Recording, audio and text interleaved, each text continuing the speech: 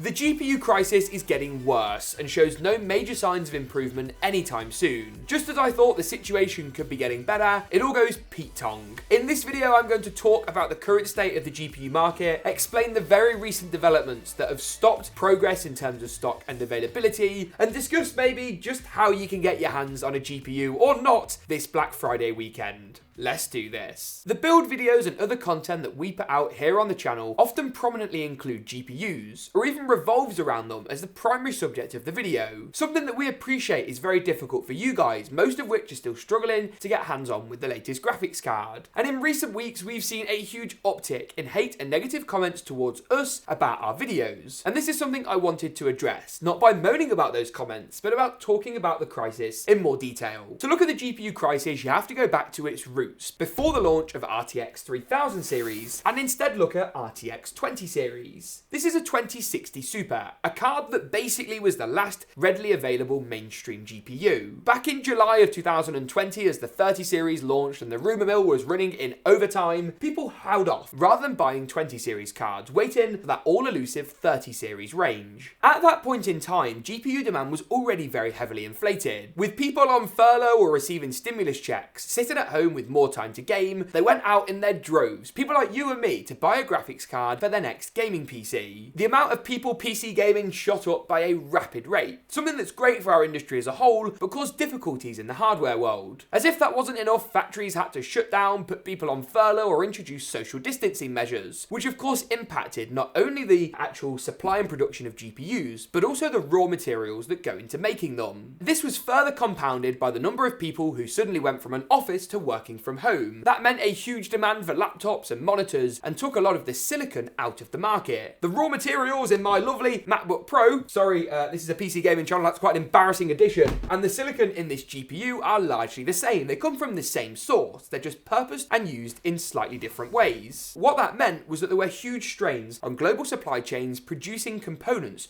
not just graphics cards. But why is it this component that's so hard to buy? Yes, CPUs might be a bit more expensive at the moment, but you can still get hands-on relatively easily with a bit of luck. Well, GPUs have also been impacted by GPU mining, something that I really need to address in this video due to some recent changes that affected my predictions as far as GPU stock goes. Currently, the main cryptocurrency that people use graphics cards for is Ethereum. Sort of an off-spin of Bitcoin, a more modern cryptocurrency. You can mine and discover new Ethereum tokens with a GPU, and also validate transactions for the wider sort of decentralized ecosystem. With there being no bank, it's down to users and their cards and their PC hardware power to validate these transactions. And the higher Ethereum goes in price, not only the more profitable it becomes to mine, but also the more profitable it becomes to validate. This meant a huge increase in demand for GPUs, much like we saw with Bitcoin back in 2016, 2017, before GPU mining on Bitcoin was basically made unviable. Something Ethereum had been planning to do in December of this year. That's right, as part of Ethereum's plan to make the cryptocurrency more accepted around the world and make it a more viable long-term prospect, they were actually ready to eliminate GPU mining. The huge use of GPUs around the world for crypto mining has a hugely negative impact on the environment, uses a lot of energy, produces a lot of e-waste. And while I'm not criticizing any of you guys who might be using their 2060 Super to mine a little bit of crypto for some extra cash on the weekend, miners on industrial scales around the world are causing huge problems for not only the supply chains, the demand of GPUs, but also to the environment. And then in December of this year, that was all planned to change. GPUs would not have been able to mine Ethereum nearly as profitably as they have now, as the ecosystem looks to move to a proof of stake architecture from proof of state. Now this sounds all very, very complicated, but actually it's quite simple. The next Ethereum upgrade will prevent GPU mining on the current scale and reduce, according to Ethereum themselves, the power consumption of the cryptocurrency by 97%. Now that surely sounds like good news for gamers. December is just around the corner in a few days time after Thanksgiving and Black Friday, so are we on a home run? No. Just a couple of weeks ago, Ethereum delayed this all-important merge onto the next stage of the cryptocurrency, meaning GPU mining lives on for a little while longer. Now to be clear, there are other crypto coins that people can mine on GPUs, and the cryptocurrency world is growing at a rate of knots. But what most miners won't tell you is that actually Ethereum is basically the only really profitable coin that people are mining right now. This news is hugely frustrating for gamers, $100. Now, in my opinion, this change to Ethereum and GPU mining would have been the major thing that put GPUs back in stock. It would have taken time after the merge for stock levels to rebuild, and I think this will still happen, hopefully in May of next year. And while some people will say that issues with supply chains and production constraints at factories are largely to blame, take GPU mining out of the equation and demand for graphics cards drops hugely. Plus, the number of used GPUs on eBay and Craigslist available to buy, even if they are X mining specification, could be staggering, pushing GPU prices across the market well and truly down. There have been some snippets of hope. A recent Tech Radar article suggested Nvidia may be refreshing not the 2060 Super, but the 2060 with a 12GB version.